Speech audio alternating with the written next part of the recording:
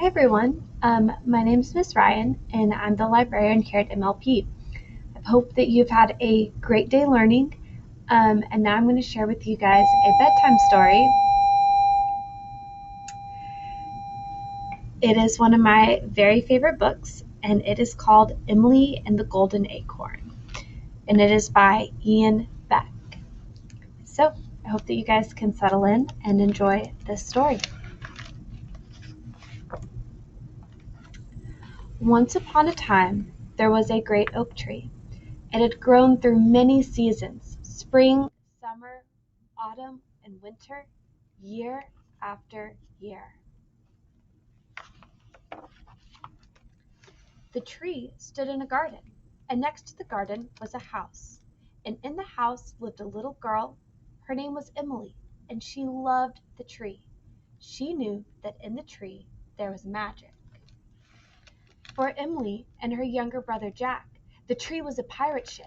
The trunk was a mast, the branches were spars, and the leaves, as they filled with the warm summer breeze, were the sails.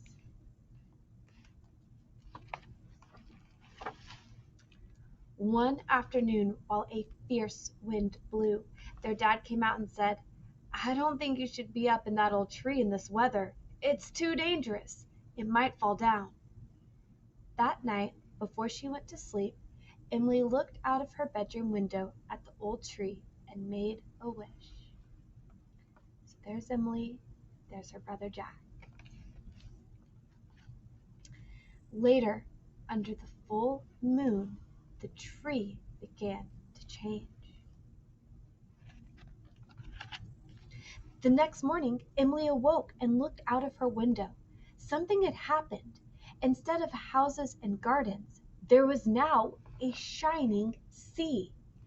Emily ran to wake Jack, and together they rowed out to where Emily's tree had stood, and where now stood a pirate ship, rigged and ready to sail.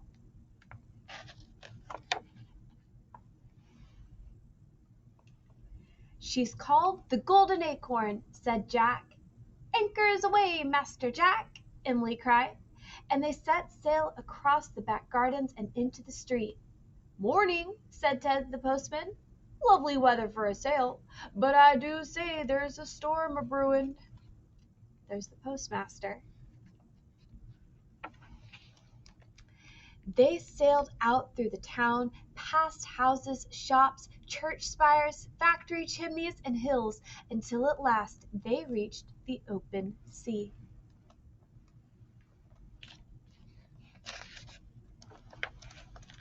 They sailed across an ocean as blue as crystal, and a dolphin swam with them, leaping and lapping in the sparkling waves. They saw far-off islands, a whale, and many wonderful things. Then, far away on the horizon, they spied a golden light.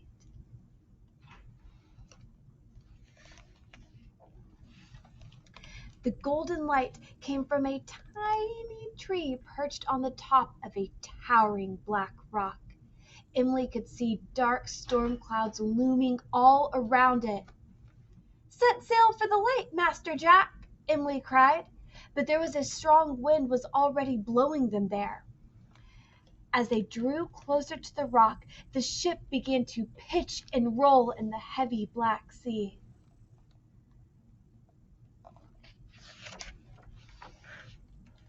Emily climbed the mainmast while the wind and sea raged around her. Jack threw the iron anchor to make fast the ship to the black rock. The golden acorn heaved in the great swell. Just as the anchor struck the rock, a huge wave crashed against the ship and covered Jack completely.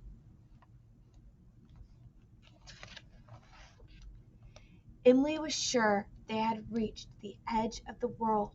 She looked down and saw where the sea fell away to a storming, bottomless chasm.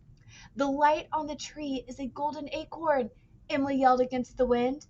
But there was no reply. There was no Jack. The wave had swept him away.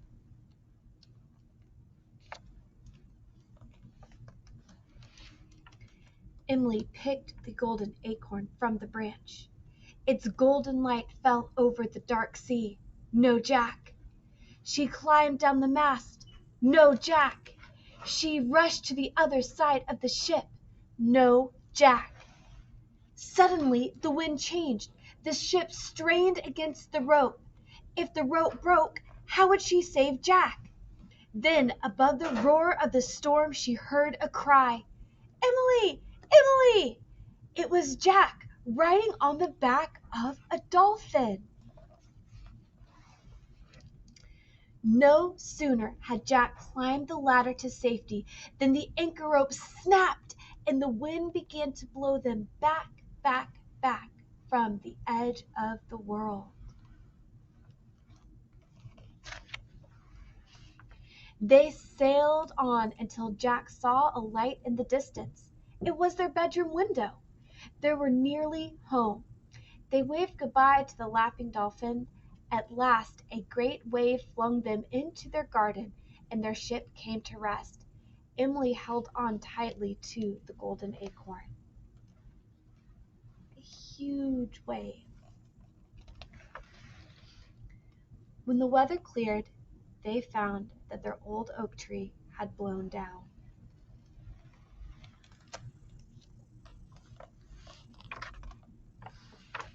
Later, Emily gave her dad the golden acorn. "It's a treasure," she said, "from the edge of the world." "It's a treasure indeed," said her dad. They planted the acorn where the old tree had stood. Soon a new tree would begin to grow. And our last note from the author says, the oak tree was consecrated to the god of thunder because oaks are more likely to be struck by lightning than any other tree. All right, guys, I hope that you enjoyed this story, that you have a great night's sleep, and we are excited to see you tomorrow. Have a good night.